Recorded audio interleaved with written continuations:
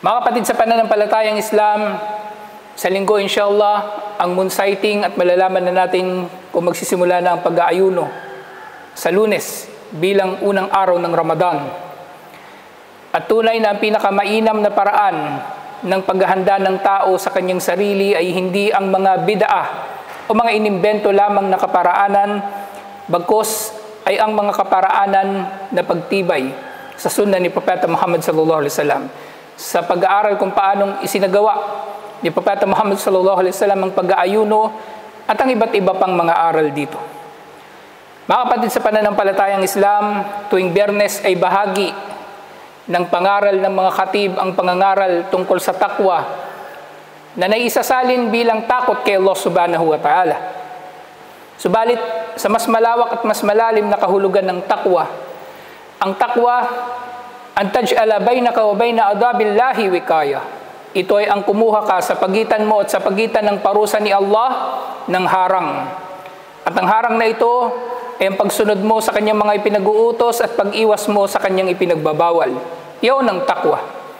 Ang takwa ay hindi maaaring aangkinin lamang ng tao sa pamagitan ng kanyang pananalita o kaya ay ipapakita niya sa anyo ng kabanalan sa kanyang paraan ng pananamit, pagkilos o pananalita.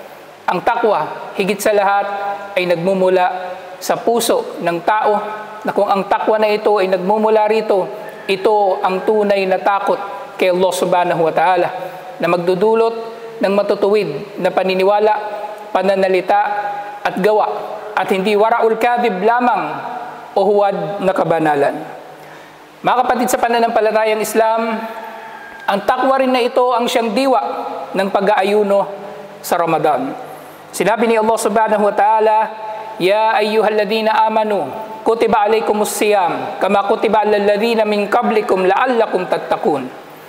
O mga nanampalataya, itinalaga sa inyo ang pag-aayuno katulad ng kung paano itong itinalaga sa mga nauna sa inyo upang kayo nawa ay magkaroon ng takot kay Allah subhanahu wa ta'ala. Nalalaman natin mula sa mga batayan na ang 5 haligi ng Islam ay pawang pinaniniwalaan ng mga propeta.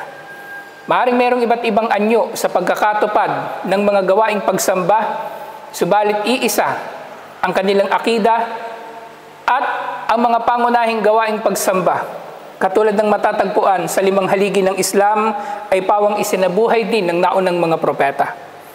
Halimbawa niyan si Isa alayhis salam, sinabi niya, Inni Abdullah, atani al-kitaba wa ja'alani nabiyya. Sinabi niya, tunay na ako ay alipin ni Allah. Ako ay binigyan ng aklat at ginawa ko ni Allah na isang propeta.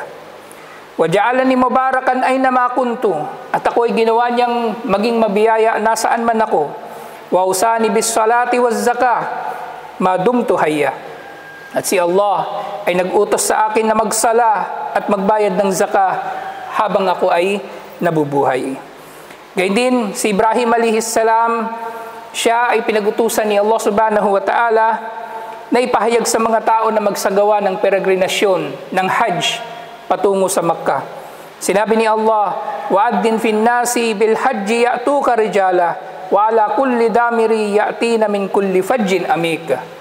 Sinabi ni Allah, magpahayag ka sa mga tao tungkol sa peregrinasyon patungo sa Makkah at darating sila ng naglalakad o nakasakay sa mga kamelyo mula sa lahat ng malalayong daanan. Kaya mga gawain na ito, mga kapatid sa pananampalatayang Islam, ay marapat na pinahalagahan ng mga Muslim. Ang pag-aayuno ay hindi agad-agad na isinabatas kay Propeta Muhammad sallallahu alaihi wasallam. Ang naiulat na unang pag-aayuno nila noon ay ang pag-aayuno sa Ashura, hanggang sa ito ay pinalitan na ng isang buwang pag-aayuno sa Ramadan pagkatapos ng Hijrah. At ito ang siyang natitira na wajib na pag-aayuno para sa mga mananampalataya na 29 o 30 days ng buwan ng Ramadan sa taon na yaon. At malino sa mga batayan na ang Ramadan at sa pag-aayuno nito, lalong-lalo na, ang hikmah rito ay ang magkaroon ng tao ng takot kay Allah subhanahu wa ta'ala. Dahil ang pag-aayuno ay isang espesyal na pagsamba. Kaya nga sinabi ni Allah sa isang hadith qudsi, فَإِنَّهُ لِي وَأَنَا أَجْزِي بِهِ Tunay na ang pag-aayuno ay para sa akin lamang, na ipinaliwanag ito ng mga scholar na nangangahulugan nito, na tanging si Allah subhanahu wa ta'ala ang tunay na nakababatid at nakakakilala kung sino ang tunay na nag-aayuno, kaya siya ang tunay na maggagantimpala nito. Dahil sa fasting, halos walang pinto rito ng pagpapakitang tao. Maaaring makakapagpakitang tao ang sino man na sasabihin niya na siya ay nag-aayuno samantalang siya ay lihim na kumakain, subalit sa kabuuan nito, ang kabuuan ng mga gawain sa pag-aayuno ay lihim. At si Allah subhanahu wa ta'ala lamang ang tunay na nakababatid. Again din, sa pag-aayuno, naunawaan natin na ang pag-aayuno, ito ay ang pag-iwan sa mga mufattirat, mga nakakasira ng pag-aayuno katulad ng pagkain, inumin at pakikipagtalik. Subalit, ang pag-aayuno, mga kapatid sa pananampalatayang Islam, higit pa sa pag-aayuno ng ating mga tiyan, higit pa sa pag-aayuno ng ating mga katawan, higit pa sa pag-aayuno ng ating mga mata, dila at mga tainga, laban sa mga masamang makikita, sasabihin o kaya ay maririnig, ang pinakakarapat dapat na mag-aayuno sa ating mga katawan ay ang ating mga puso. Ito ay sa kadahilanan na si Propeta Muhammad sallallahu alaihi wasallam mismo ang nagsabi, at-taqwa hahuna. 3 ulit niyang binanggit, at-taqwa hahuna, at-taqwa hahuna, habang itinuturo niya ang kanyang dibdib, na ibig sabihin, ang takwa ng tao, ang kanyang pangingilag na magkasala kay Allah ay nasa puso ng tao. Wala ito sa kanyang pananamit, wala ito sa kanyang balbas o ano pa mang kaparaanan na dito ay nililin lang niya ang mga tao upang matpaniwala na siya ay banal. Ang takwa na tanging si Allah subhanahu wa ta'ala ang nakakakita ay matatagpuan sa puso. Ang takwa na sa pamagitan nito ay nagiging marangal ang tao sa paningin ni Allah, ito ay nasa puso. Katulad ng kanyang sinabi, inna akramakum indallahi atqakum. Tunay na ang pinakamarangal sa inyo sa paningin ni Allah ay ang pinaka may takot sa inyo kay Allah. Kaya nga, para sa mananampalataya, tumitibay ang kanyang pananampalataya tuwing Ramadan. Ito ay sa kadahilanan na inasa sa katuparan niya ang pag-aayuno ng kanyang puso. Samantalang yaong hindi tunay na nag-ayuno ang kanyang puso, hindi niya mararamdaman ang tamis ng Ramadan. Ang puso na ito, mga kapatid sa pananampalatayang Islam, kung ito ay tunay na nag-aayuno, ito ay tunay na magiging dalisay. Magkakaroon ng ikhlas. Ikhlas na taliwas sa pagpapakitang tao o syirkun asgar, at ikhlas na taliwas sa pagtatambal kay Allah sa pagsamba o syirkun akbar.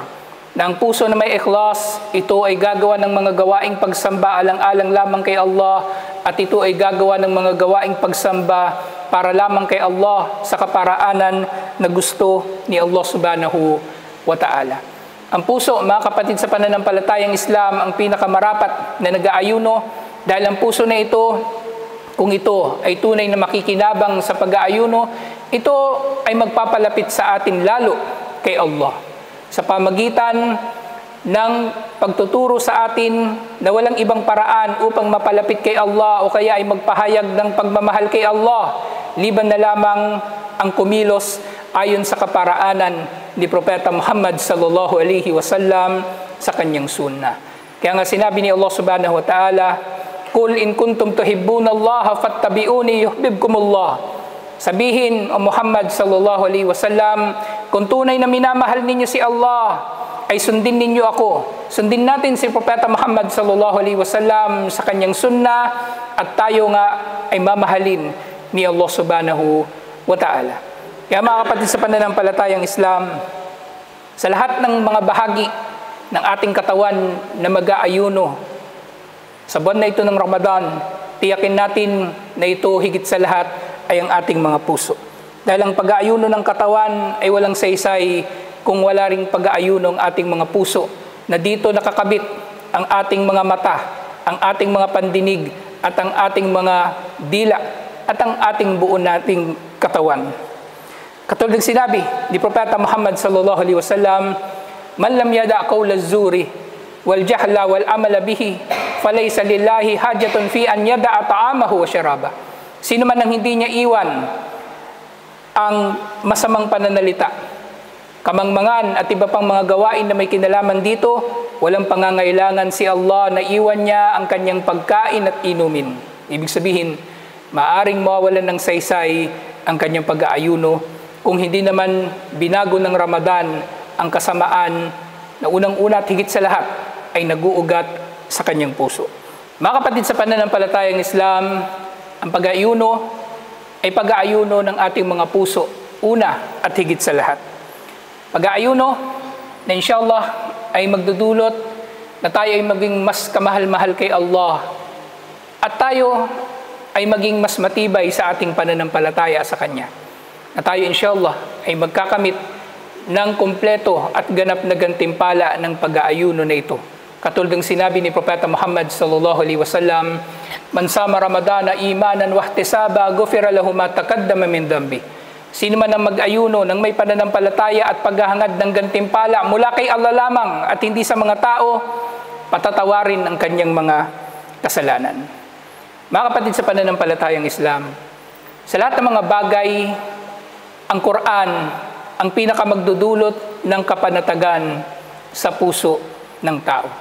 Kaya nga sa buwan ng Ramadan, samantalahin natin na tayo ay makapagbasa at makapagmuni-muni sa mga kahulugan ng mga aya na ipinahayag ni Allah subhanahu wa ta'ala sa kanyang dakilang aklat. Sinabi ni Propeta Muhammad sallallahu alaihi wasallam, "Ala bidhikrillahi tatmainnul qulub." O sinabi ni Allah subhanahu wa ta'ala, "Ala bidhikrillahi tatmainnul qulub." Tunay na sa pamagitan ng pag-aalaala kay Allah ay napapanatag ang mga puso. Na maaring sa mga panahon ngayon, iniisip mo na ikaw ay nababagabag, iniisip mo na ikaw ay napupuno ng problema. Tingnan mo kung gaano ka kalayo o kalapit sa Quran. At matatagpuan mo na ang bigat ng iyong nararamdaman ay yaon din ang siyang layo mo sa Quran. Totoo ang sinabi na ito ni Allah subhanahu wa ta'ala. Dahil tunay na si Allah subhanahu wa ta'ala ang siyang pinaka-nakakakilala sa kanyang nilikha, kaya dinulot niya na ang Quran ay maging gamot, hindi lamang gamot sa mga pisikal na sakit, bagkus ay maging gamot sa ating matitigas na mga puso, lalong-lalo na. Mga puso na inshallah ay mapapanatag sa pamagitan ng pagbabasa natin ng Quran. Quran na siyang unang ipinahayag ni Allah subhanahu wa ta'ala sa buwan ng Ramadan. Na kung ang Ramadan ay nakikilala natin na ang mga araw nito ay araw ng pag-aayuno, buhayin natin ang natitirang mga oras nito sa gabi o kahit ang mga araw nito sa pamagitan ng pagbasa sa Quran. Sinabi ni Allah subhanahu wa ta'ala, "Shahrul Ramadan alladhi unzila fihi al-Quran, hudan lin-nasi wa bayyinatin minal huda wal furqan." Ang buwan ng Ramadan, dito ibinaba ang Quran. Ito ay gabay para sa mga tao at paglilinaw mula sa gabay at furqan. Furqan na siyang tagapaghati sa pagitan ng mabuti at masama. Gabay na hindi natin matatagpuan sa social media, gabay na hindi natin matatagpuan sa mga vlogger, gabay na tanging kay Allah subhanahu wa ta'ala lamang at sa pagsunod sa kanyang relihiyon matatagpuan. Kaya mga kapatid, sa pananampalatayang Islam, ang Ramadan ay maaaring magsisimula na sa Lunes o kaya ay sa Martes.